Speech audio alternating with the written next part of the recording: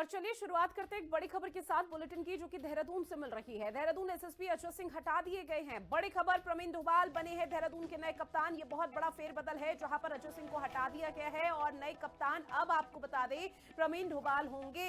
जहां पर अजय सिंह को एसटीएफ एसएसपी का जिम्मेदारी सौंपी गई है। उधम सिंह नगर एसएसपी मणिकांत मिश्रा का नाम भी सामने आया, जिनको उनके पद से बहाल कर दिया गया। मणिकांत मिश्रा को अभी सूचना एसपी बनाया गया है। नवनीत भुल्लर को हरिद्वार का एसएसपी बना दिया गया। अजय गणपति को उधम सिंह नगर एसएसपी का जिम्मेदारी सौंपी गई। अक्षय कोंडे को एसएसपी पिथौरागढ़ की जिम्मेदारी सौंपी गई है। कल भी फेरबदल हुआ था 5 आईपीएस अफसरों के और कुछ आईएएस अफसरों के, जहां पर आज एक बार फिर से ये बहुत बड़ा फेरबदल बताया जा रहा है और ये माना जा रहा है कि शायद अब कानून व्यवस्था और बेहतर होगी।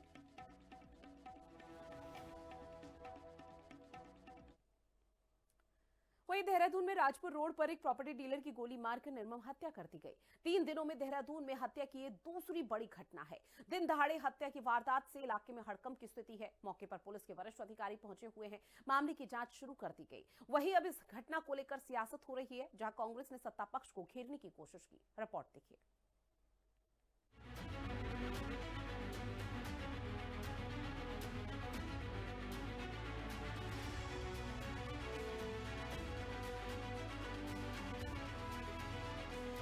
देहरादून में फिर दिन दहाड़े हुई हत्या। कांग्रेस बोली बदतर कानून व्यवस्था। अपराधी बेखौफ, मूक दर्शक सरकार। कांग्रेस प्रदेश अध्यक्ष का तीखा प्रहार। देहरादून के सिल्वर सिटी कॉम्प्लेक्स में जिम से बाहर निकलते समय एक शख्स की गोली मारकर हत्या कर दी गई। मृतक की पहचान विक्रम शर्मा के रूप में हुई, जो प्रॉपर्टी और खनन के काम से जुड़ा था। दिन दहाड़े शहर के व्यस्ततम क्षेत्र में हुई इस वारदात से हड़कंप मच गया। पुलिस के वरिष्ठ अधिकारी मौके पर पहुंचे और मामले की पड़ताल शुरू की। इस वारदात को लेकर आईजी गढ़वाल ने बताया कि 3 हमलावरों ने इस घटना को अंजाम दिया है। एसटीएफ को इस मामले में लगाया गया है और जल्दी ही हमलावरों की गिरफ्तारी की जाएगी। आईजी ने बताया कि मृतक झारखंड का रहने वाला था और उस पर हत्या के 3 मुकदमे सहित कुल 50 मुकदमे दर्ज थे। मृतक पर झारखंड के जमशेदपुर में गैंगस्टर एक्ट लगाया गया था। शुरुआती जांच में हत्या की वजह आपसी रंजिश सामने आ रही है। मामले को लेकर पुलिस की एक टीम झारखंड रवाना की गई है। करीबन 3 इस पे हत्या के मुकदमे हैं, प्लस रंगदारी के मुकदमे हैं और साथ साथ इसका जो झारखंड में एक गैंग है उससे भी इसके संबंध अभी तक वेरीफाइड हुए हैं और इसका हम वेरिफिकेशन कर रहे हैं। और इसमें हत्या का मोटिव जो अभी तक जो लग रहा है वो आपसी रंजिश का लग रहा है। इसके लिए हमने एक टीम जो है वो झारखंड ने भेजी है। 3 दिन के भीतर देहरादून में हत्या की ये दूसरी वारदात है। वहीं देहरादून जिले में 15 दिन के भीतर हत्या का ये 5वां मामला है, जिससे राजधानी क्षेत्र में कानून व्यवस्था पर गंभीर सवाल खड़े हो गए हैं। 29 जनवरी को विकासनगर इलाके में छात्रा की हत्या। 31 जनवरी को ऋषिकेश में महिला की गोली मारकर हत्या। 2 फरवरी को देहरादून में युवती की धारदार हथियार से हत्या। 11 फरवरी को दिन दहाड़े गोली मारकर एक शख्स की हत्या। 13 फरवरी को गोली मारकर प्रॉपर्टी डीलर की हत्या। देहरादून में लगातार हो रही हत्याओं को लेकर कांग्रेस ने प्रदेश सरकार पर तीखा हमला बोला है। कांग्रेस प्रदेश अध्यक्ष गणेश गोदियाल ने कहा है कि 15 दिन में देहरादून में 5 हत्याएं राज्य की कानून व्यवस्था के लिए गंभीर चेतावनी है। पीसीसी अध्यक्ष ने कहा कि हर दिन हत्याएं हो रही हैं। राज्य में अपराधियों के हौसले बुलंद हैं और ये इसलिए हो रहा है क्योंकि राज्य में एक नाकारा सरकार चल रही है। वहीं बीजेपी का कहना है कि आपराधिक घटनाओं पर पुलिस तेजी से कार्रवाई कर रही है और सरकार का प्रयास है कि अपराध पर लगाम लगे। हर दिन दिल दहलाने वाली घटनाएं सामने आती हैं। हर दिन इस प्रकार की घटनाएं सामने आ रही हैं कि आज फलां जगह गोली चल गई, आज किसी की हत्या हो गई, आज हल्द्वानी में 2 मर गए, कल देहरादून में 1 मर गया, आज 1 मर गया। ये क्या है? ये इसलिए है कि एक नकारा सरकार इस प्रदेश में शासन कर रही है। ये भी साथ साथ हो रहा है कि जो भी घटनाएं घटी हैं उनमें पुलिस ने कहीं ना कहीं जो अपराधी हैं उनको पकड़ा है, उनके ऊपर कार्रवाई हुई है। अभी आपने परसों घटना में देखा होगा कि हाफ इनकाउंटर हुआ, उन लोगों को जेल की सलाखों के पीछे भेजा गया। तो ऐसा नहीं है कि उस पर कार्रवाई नहीं हो रही है। हाँ, लेकिन घटनाएं होंगी तो कांग्रेस बोलेगी और हमारा प्रयास होना चाहिए कि घटनाएं न घटित हो। सीएम पुष्कर सिंह धामी ने 11 फरवरी को हाई लेवल बैठक कर पुलिस अधिकारियों को सुरक्षा व्यवस्था के कड़े इंतजाम सुनिश्चित करने के निर्देश दिए थे, लेकिन सीएम के निर्देशों के बावजूद देहरादून में अपराधियों का हत्या की घटना को अंजाम देने से साफ है कि निर्देशों का धरातल पर कितना पालन हो रहा है। ऐसे में देखना होगा कि बैठकों में दिए जा रहे कड़े निर्देश कब जमीन पर उतरते हैं और गोलियों की तड़तड़ाहट से थर्राते देहरादून में कानून का इकबाल कब कायम होता है। देहरादून से संवाददाता दीपिका भंडारी और शुभांगी भट्ट के साथ ब्यूरो रिपोर्ट, हिंदी खबर। अब बात करेंगे अगली खबर की, जहां देहरादून में सिटी सेंटर जिम के बाहर जो खून बहा उसकी जड़ें अब उत्तराखंड में नहीं बल्कि झारखंड के अंडरवर्ल्ड में दबी हुई हैं। बिल्कुल सही सुन रहे हैं आप, क्योंकि इसे स्टोन क्रशर संचालक समझ रहे थे। वो दरअसल झारखंड के कुख्यात का गैंग का मास्टरमाइंड और गुरु विक्रम शर्मा था। विक्रम शर्मा पर हत्या, रंगदारी और अपहरण के 50 से अधिक केस दर्ज थे। पुलिस, पॉलिटिशियन और प्रेस को मैनेज करने में माहिर विक्रम शर्मा ने अपराध को कॉर्पोरेट स्टाइल में चलाया। विक्रम शर्मा को लंबे काफिले, चमक दमक का शौक था। 2004 से 2009 के बीच उसने पुलिस और राजनीति में ऐसी पैठ बनाई कि उसके गुर्गे अपराध करते हुए और पुलिस विरोधियों को जेल भेजते रहे। झारखंड से भागकर देहरादून के रेस कोर्स में रहा विक्रम शर्मा हथियार के साथ जिम गया था। उसे हमले का अंदेशा था, लेकिन हमलावरों ने उसे संभलने तक का मौका नहीं दिया। उत्तराखंड में बिगड़ती कानून व्यवस्था को लेकर कांग्रेस के नेता करण महाना ने प्रदेश सरकार पर तीखा और जोरदार हमला बोला। करण महाना ने कहा है कि देवभूमि में लगातार बढ़ती हत्याएं और अपराध इस बात का प्रमाण है कि सरकार का इकबाल अब खत्म हो चुका है। धाकड़ होने का दावा करने वाले मुख्यमंत्री पुष्कर सिंह धामी के राज में जनता खुद को असुरक्षित महसूस कर रही है। उन्होंने आरोप लगाया है कि अपराधियों को सत्ता का संरक्षण प्राप्त है, जिससे उनके हौसले लगातार बुलंद है। कांग्रेस ने प्रदेश में शांति बहाली और जंगल राज खत्म करने की पुरजोर मांग की। अंदर से परिपूर्ण और शिक्षा के लिए जाने जाने वाली ये देवभूमि उत्तराखंड आज फिर शर्मसार हुई है। आज प्रदेश की राजधानी में सुबह सुबह विक्रम शर्मा नाम के एक नवयुवक को गोली मारकर हत्या कर दी गई। और यही नहीं, इस पूरे प्रदेश में ऐसा लगता है इस देवभूमि में अपराध बढ़ चढ़कर सर नाच रहा है, और हो भी क्यों ना। साथ ही धौलास भूमि मामले में कांग्रेस ने प्रदेश सरकार पर पलटवार किया है। वरिष्ठ कांग्रेस नेता और पूर्व मंत्री डॉक्टर हरक सिंह रावत ने कहा है कि मौजूदा सरकार में भूमि का लैंड यूज चेंज किया गया, जबकि पूर्ववर्ती कांग्रेस सरकार ने भूमि क्रय किए जाने की अनुमति को रद्द कर दिया था। हरक सिंह रावत ने प्रेस वार्ता में कहा है कि ट्रस्ट ने साल 2004 में स्कूल के लिए किसानों से जमीन खरीदी, लेकिन इस प्रकरण में आईएमए की आपत्ति के बाद साल 2006 में सरकार ने जमीन क्रय की अनुमति रद्द करते हुए इसे सरकार में मर्ज कर दिया। हरक सिंह रावत ने आगे कहा कि साल 2024 के बाद इस जमीन का लैंड यूज बदलकर बड़ा घपला किया गया। खरीदने की परमिशन 2004 में कांग्रेस सरकार ने एक अच्छी मंशा से दी थी कि एग्रीकल्चर लैंड को खरीदकर, किसानों से खरीदकर आप एक समय सीमा में इस पे कोई सामाजिक कोई अच्छा काम करोगे। लेकिन जब सरकार को उसकी मंशा ठीक नहीं लगी या इंडियन मिलिट्री एकेडमी ने उस पर आपत्ति जताई, तो 2006 में सरकार ने, कांग्रेस की सरकार ने अपनी ही दी गई स्वीकृति को निरस्त कर दिया। और जमीन, सबसे बड़ी ताजुब की बात है कि जमीन को सरकार में निहित कर दी। अब बात करते हैं टिहरी की, जहां पर डीएम नितिका खंडेलवाल ने राजस्व विभाग के सभी अनुभागों का निरीक्षण किया है। अब इस अवसर पर जिलाधिकारी ने नए स्टाफ को कार्यों की उचित और प्रभावी ट्रेनिंग देने के निर्देश दिए। साथ ही शिकायत प्रकोष्ठ में प्राप्त शिकायतों को समय पर संबंधित विभागों को ट्रांसफर कर त्वरित निस्तारण सुनिश्चित करने के आदेश भी दिए। इस दौरान जिलाधिकारी ने मालखाने का भी निरीक्षण किया।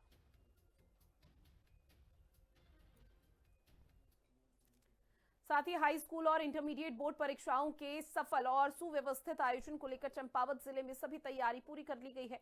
परीक्षाएं आगामी 21 फरवरी से 20 मार्च 2026 तक संचालित होंगी। परीक्षाओं को शांतिपूर्ण, निष्पक्ष और नकल विहीन संपन्न कराने के उद्देश्य से जिला कार्यालय सभागार में समीक्षा बैठक का आयोजन किया गया। बैठक में परीक्षा व्यवस्थाओं की बिंदुवार समीक्षा करते हुए संबंधित विभागों को जरूरी दिशा निर्देश जारी किए।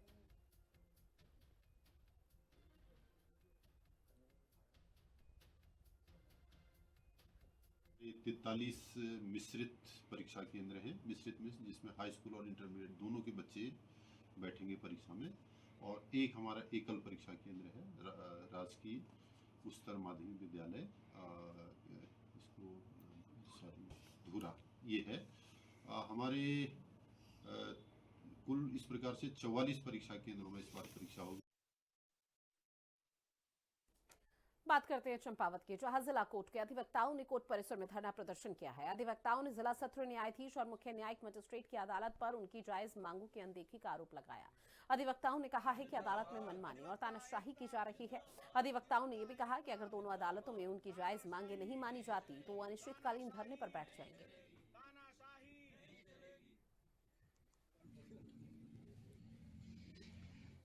तो आज स्थिति यह है कि इनका कोर्ट में बैठने का कोई समय निर्धारित नहीं है, कोर्ट से जाने का कोई समय निर्धारित नहीं है। एडवोकेट्स जो कोर्ट के अंदर जाते हैं उनका ये उत्पीड़न कर रही हैं और इनको समझाने का प्रयास करो तो ये धमकी देती हैं कि इन्होंने खुद मेरे खिलाफ ही एक जो है, आपको बताऊं, खुद मेरे खिलाफ ही इन्होंने एक निंदा का वो जो है कि ऑर्डर। ये न्यायपालिका एक ऐसी संस्था मानी जाती है जहां एक जुडिशियल ऑफिसर पीसीएसजे की परीक्षा पास करके आता है, एलएलबी की डिग्री लेता है और पीसीएसजे की एक बड़ी गंभीर और प्रतिष्ठित परीक्षा पास करके एक जुडिशियल ऑफिसर आता है और उसी के समकक्ष एक अधिवक्ता महोदय भी यहाँ होते हैं जिनके पास एलएलबी की डिग्री होती है। मामले में भी हुआ है, इसमें राजस्व न्यायालय विशेषकर जो एसडीएम और तहसीलदार की कोर्ट्स होती है राजस्व न्यायालय कहलाती है।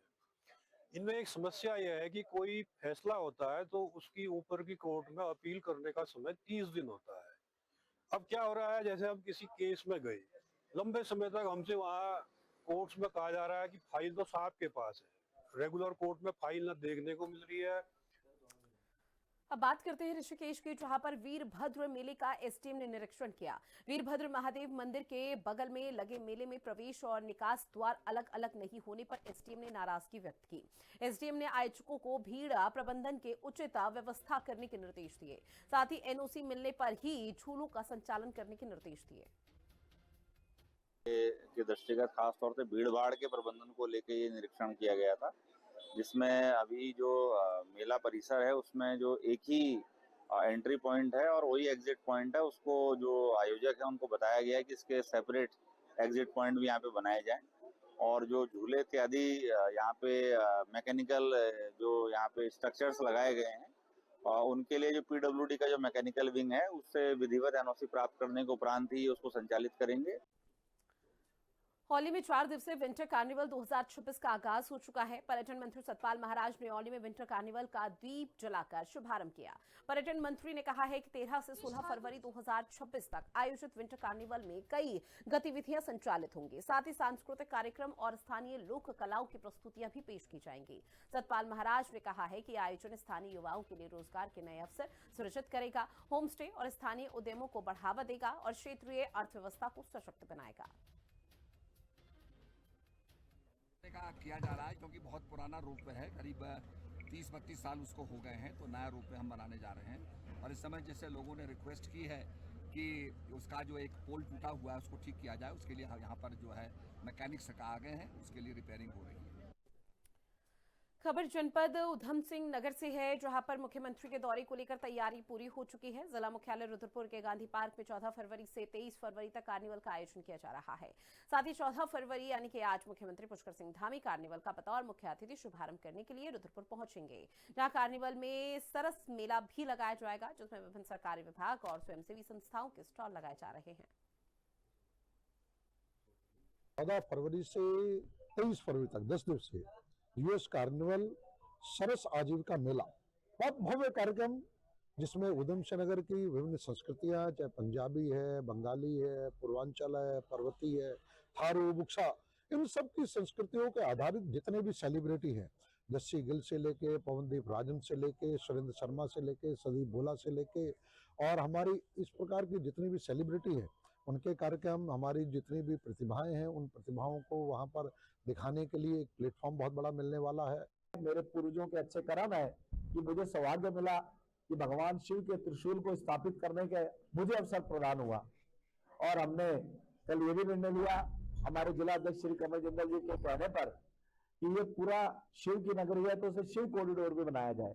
तो उत्तर प्रदेश के बॉर्डर पे हमें गेट बनाएंगे और उस गेट से जहां तक हमारा निगम का बॉर्डर क्षेत्र है, कहीं पे नंदी महाराज, कहीं पे पार्वती माता, कहीं कार्तिक महाराज, कहीं शेषनाग भगवान, कहीं माँ गंगा, कहीं पे हिमालय पर्वत, इस प्रकार से हम इसको शिव कॉरिडोर के रूप में भी बनाएंगे।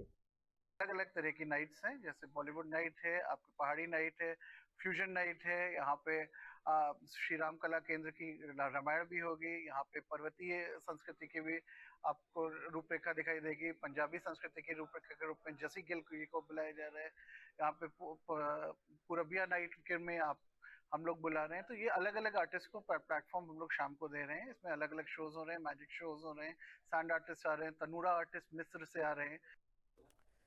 साथ ही उत्तरकाशी के गगनानी बड़कोट में 5 दिवसीय कुंडकी जातर बसंत महोत्सव का शुभारंभ धार्मिक आस्था और सांस्कृतिक उल्लास के बीच हो चुका है। अब ऐसे में रंगारंग सांस्कृतिक प्रस्तुतियों के साथ मेले का आगाज होते ही क्षेत्र में उत्सव का माहौल है, जहां महोत्सव में बाबा बौखनाग देव डोली का दर्शन श्रद्धालुओं के लिए विशेष आकर्षण का केंद्र रहा। साथ ही पारंपरिक लोक गीत और नृत्यों के साथ रवाई क्षेत्र की पारंपरिक वेशभूषा ने मेले को सांस्कृतिक रंगों से भर दिया। स्थानीय कलाकारों ने मंच पर अपनी प्रतिभा का प्रदर्शन कर दर्शकों का मंत्र मुग्ध कर दिया। वहीं मेले में सरकारी और गैर सरकारी विभागों के स्टॉलों के माध्यम से योजनाओं की जानकारी और स्थानीय उत्पादों का प्रदर्शन किया गया। की जातर है, ये हमारे पौराणिक काल से होते हुए आया एक ऐसी जातर है कि इसमें हमारे पूरा चाहे खरसाली बीच से लेके हो और डामटा तक का पूरे क्षेत्र का इसमें सम्मिलित होता है और उस समय से इसकी लोकप्रियता में गिरावट आई है और उसका मैं ये मानता हूँ कि इसका एक किस्म से राजनीतिकरण करा गया है और इसको पौराणिकता से हटा के कुंडकी जातर 2026 का आज भगवान बाबा बौखनाग की पावन उपस्थिति में आज आगाज हुआ है। ये वसंत उत्सव कुंडकी जातर गंगनानी महोत्सव विगत 5 दिनों तक यहाँ पर होगा और यहाँ पर तमाम विभागों के स्टॉल, प्रदर्शनियाँ, विकासपरक योजनाओं की जानकारी और स्वास्थ्य विभाग के कैंप की भी हमने व्यवस्था करवाई है। बसंत महोत्सव में समस्त क्षेत्र वासियों का बहुत बहुत हार्दिक स्वागत है और ये बसंत मेला जो इसकी न्यू स्वर्गीय राजेंद्र सिंह रावत जी ने रखी थी, हम इस पे भरसक प्रयास करें कि जो उनकी सोच थी उसके अनुसार हम इस मेले को करें, भव्य और दिव्य रूप इस मेले को दिया जाए। हरिद्वार में मॉल के सिनेमा घर में संत समाज ने फिल्म गोदान देखी है, जहां फिल्म के माध्यम से गौवंश के महत्व और सनातन परंपरा में गोदान की महिमा को दर्शाया गया। अब इस खास अवसर पर अखिल भारतीय अखाड़ा परिषद के अध्यक्ष महंत रविंद्रपुरी महाराज ने फिल्म की सराहना करते हुए कहा कि ऐसी फिल्में समाज को अपनी संस्कृति और परंपराओं से जोड़ने का काम करती हैं। है कि मैं समझता हूँ कि एक बार, 2 बार नहीं, 10 बार भी आप देखेंगे तो आपका मन नहीं भरेगा, क्योंकि इसमें दिखाया गया है गाय जो है, जिस गाय को हम समझते हैं गाय की उत्पत्ति कहाँ से हुई। 14 रत्नों में से एक रत्न गाय है और मैं समझता हूँ कि हम जितने भी भारतीय हैं सब जो है गौ माता कहते हैं। और आपने देखा होगा जब हमारा जन्म होता है, बच्चे का जन्म होता है, उसको भी दूध चाहिए। किसका दूध चाहिए? गाय का दूध चाहिए। जब हमारा संस्कार होता है, यज्ञोपवीत आता है, उसमें भी हमें जैसे माँ का दूध होता है वैसे गाय का दूध होता है, गाय का गोबर होता है, गाय का घी होता है। बात करेंगे अब लक्सर की, जहां पर ट्रक एसोसिएशन की ओर से लगाए गए कांवड़ सेवा शिविर के समापन के खास अवसर पर पूर्व विधायक कुंवरा प्रणव चैंपियन ने कहा है कि नर सेवा ही नारायण सेवा है। शिव भक्त कांवड़ियों की सेवा करने भगवान भोलेनाथ का आशीर्वाद मिलता है। उन्होंने ट्रक एसोसिएशन द्वारा किए जाने वाले धार्मिक कार्यों की सराहना की है। ट्रक एसोसिएशन ने कहा है कि संगठन की तरफ से 33 सालों से शारदीय कांवड़ यात्रा के दौरान कांवड़ सेवा शिविर लगाए जा रहे हैं। अभिभूत हूँ जो लक्सर ट्रक यूनियन ने इतना सुंदर कार्यक्रम किया है, हमारे शिव भक्तों का सम्मान किया है। देखिए, शिव जी तो भोले हैं, भोले तो एक फूल से प्रसन्न हो जाएं, नहीं तो दुनिया की दौलत डाल दो, तांडव कर दें। पिछले 33 साल से लगातार शिवरात्रि पर भंडारा चलता है। सभी हमारे मोटर मालिक, पदाधिकारी रात दिन यहाँ सेवा में लगे रहते हैं और जितने भी कांवड़ लेके यहाँ से गुजरते हैं सभी यहाँ पर रुक कर जाते हैं, प्रसाद ग्रहण करते हैं। और हमारी संस्था जो है समय समय पर सामाजिक कार्यों में सहयोग करती रहती है। जैसे रामलीला में हमने एक कमरा बनवाया, शमशान घाट बनवाए यहाँ पे, और साहब अभी लक्सर में गुजर भवन का निर्माण हो रहा है, उसमें भी एक कमरे का सहयोग किया है हमने। ये महाशिवरात्रि का पर्व हमारे लिए बहुत ही सौभाग्यशाली है। लक्सर एसोसिएशन काफ़ी दिनों से, अभी 33 साल से लगातार इस भंडारे का आयोजन कर रही है। अगली खबर, जहां कल देश भर में महाशिवरात्रि का पावन पर्व मनाया जाएगा, ऐसे में नीलकंठ मंदिर में जलाभिषेक करने वाले श्रद्धालुओं की भीड़ एकाएक बढ़ती हुई देखने को मिल रही है। साथ ही मुनि किरेती और लक्ष्मण झूला क्षेत्र में पुलिस फोर्स भी तैनात है, जो लगातार नीलकंठ जाने वाले श्रद्धालुओं को सुरक्षित और व्यवस्थित तरीके से गंतव्य की ओर रवाना कर रही है। इसके अलावा श्रद्धालुओं की भीड़ में संदिग्धों पर भी अपनी नजर बनाए हुए है। मेरा नाम नरेंद्र शर्मा, मैं करनाल हरियाणा नरूखेड़ी से आया हूँ नीलकंठ की चढ़ाई करने के लिए, अपना सुख शांति के लिए, अपनी प्रकृति, अपना देश। कितने लोग आए? महाशिवरात्रि के पावन पर्व के लिए केवल 2 दिन शेष रह गए हैं और ऐसे में अभी से ही भगवान भोलेनाथ के जो भक्त हैं वो भारी संख्या में जो है तीर्थ नगरी ऋषिकेश पहुंच रहे हैं। मां गंगा का स्नान कर जल भर के नीलकंठ महादेव मंदिर की तरफ प्रस्थान कर रहे हैं। और ऐसे में अगर पुलिस सुरक्षा की बात करें तो जगह जगह पुलिस ने बैरिकेडिंग की हुई है और सीसीटीवी कैमरे से संदिग्धों पर नजर भी रखी जा रही है। अब देखने वाली बात ये होगी महाशिवरात्रि तक ये श्रद्धालुओं का आंकड़ा कितना जाता है। कैमरा पर्सन राजा के साथ हिंदी खबर, वीडियो जर्नलिस्ट सागर रस्तोगी। अब बात हरिद्वार की करते हैं, जहां पर जीआरपी ने ट्रेनों में यात्रियों की कीमती सामान और मोबाइल चोरी करने वाले एक शातिर गिरोह को गिरफ्तार करने में बहुत बड़ी सफलता हासिल की है। दरअसल मामला हेमकुंड एक्सप्रेस में हुई एक बड़ी चोरी से जुड़ा हुआ है, जहां पर पीड़ित परिवार का पर्स चोरी कर आरोपियों ने एटीएम और यूपीआई के माध्यम से पैसे भी निकाल लिए थे। अब कप्तान अरुणा भारती के नेतृत्व में गठित टीम ने सीसीटीवी फुटेज की मदद से 3 आरोपियों बलदेव, अंश और दीपक को धर दबोचा। पकड़े गए आरोपियों में से एक एक्सपर्ट मोबाइल लॉक तोड़कर नया यूपीआई पिन सेट करने का काम करता था।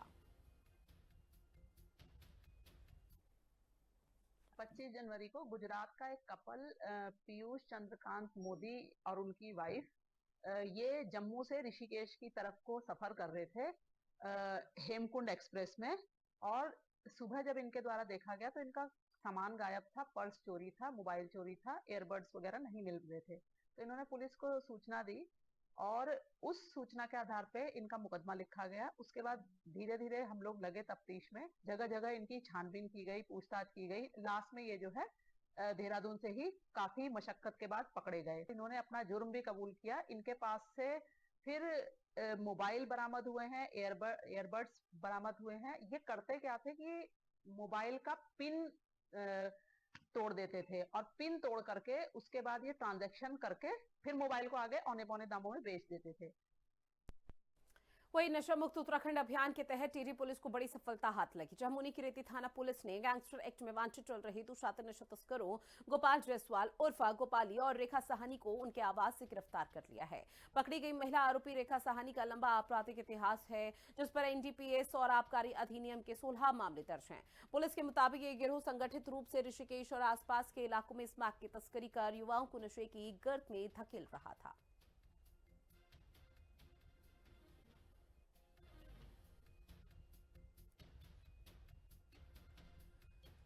साथ ही उत्तरकाशी की यमुना घाटी में एक बार फिर से वनाग्नि का तांडव शुरू हो चुका है, जहां नौगांव स्थित पुरोला मोटरमार्ग के पास थली गांव के जंगलों में लगी आग अब बेकाबू हो चुकी है। दरअसल धुएं के गुबार से पूरी घाटी ढकी हुई है, जिससे स्थानीय लोगों का सांस लेना भी मुश्किल हो चुका है। अब इस भीषण आग की चपेट में आने से न केवल बेशकीमती वन संपदा राख हो रही है, बल्कि वन्य जीवों के अस्तित्व पर भी गहरा संकट मंडराना शुरू हो चुका है। प्रशासन के सामने अब आग पर काबू पाना एक बहुत बड़ी चुनौती बन गई है।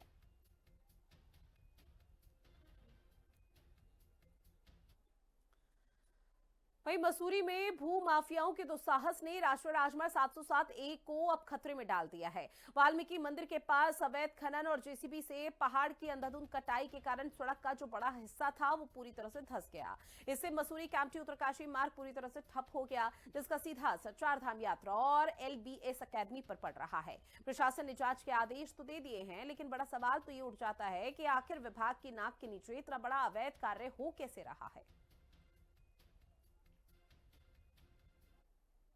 इसमें हम अभी कुछ कह नहीं सकते, क्योंकि पूरी लूज मिट्टी दिख रही है इसमें, और किस वजह से गिरा है अभी ये मंदिर, इसमें कल लेबर लगेगी, उसको खोदने के बाद ही बता सकते हैं किस रीजन से गिरा है। और जिस तरीके से नीचे प्लॉटिंग हो रही थी, जेसीबी के साफ निशान नज़र आ रहे हैं, तो ये नहीं माना जाएगा कि इसके बेस को ध्वस्त किया गया आपका? हो सकता है, ये भी रीजन हो सकता है। तो प्रथम दृष्टया क्या लग रहा है कि अब प्रथम दृष्टया से यही है, इसमें कल इंस्पेक्शन करेंगे लेबर लगा करके हम। हाँ, कल हमारी लेबर लग जाएगी इसमें। हाँ, मेटल आज रात में पहुंच जाएगा। हाँ, तो उसके बाद बता सकते हैं इसमें कितना समय लगेगा खोलने के लिए। पर जिस ठेकेदार ने ये करा उसको किसी तरीके का उसके ऊपर कार्रवाई कर रहे हैं आप लोग कि नहीं? अभी देखते हैं, उसमें अगर उसकी पर्सनल भूमि है हाँ, तो अपनी पर्सनल पे कर रहा है, हाँ, तो उसका अधिकार होता है करने का। हाँ, और बाकी इसकी कार्रवाई अगर वो नियम के विरुद्ध कार्य कर रहा है तो इस पर एमडीडी कार्रवाई करती है। जैसे ही सूचना मिली कि यहाँ पे रोड मार्ग क्षतिग्रस्त हो गया है, तो हम तुरंत यहाँ मौके पर उपस्थित हुए हैं और मौके पर अभी मलबा हटा के फिलहाल देखेंगे कि इसके क्या कारण हैं दीवार गिरने के, क्योंकि अभी आए हैं फिलहाल मलबा हटाने के बाद ही पश्चात पूरा पता चल पाएगा कि क्या कारण है, और मार्ग को पुनर्वस्था में लाने की कार्रवाई हम कल से प्रारंभ कर देंगे और लगभग 15 से 20 दिन में हम इसको मार्ग को पुनर्वस्था में ला देंगे। ट्रैफिक छोटे वाहन हैं उनके यातायात के लिए मोतीलाल नेहरू मार्ग वैकल्पिक तौर पे यूज़ कर सकते हैं, हमने अभी वो भी वैकल्पिक आपको बताया है। और जो बड़े वाहन हैं, बड़े वाहन ये हाथी पांव होके जा सकते हैं बड़े वाहन भी। हाँ। और फिलहाल हम सुरक्षा की दृष्टि से फिलहाल इसको बंद करने का ही सुझाव दिया गया है। तो इसमें पता नहीं चल पा रहा क्योंकि पूरा मटेरियल अभी अंधेरा भी हो गया है और मटेरियल भी इतना ज़्यादा डंप हो रखा है, तो पता नहीं चल पा रहा क्या किस रीजन से ऊपर से पूरा दीवार गिर गई है। और चले बुलेटिन में इतना ही, आप बने रहेगा हिंदी खबर के साथ। नमस्कार।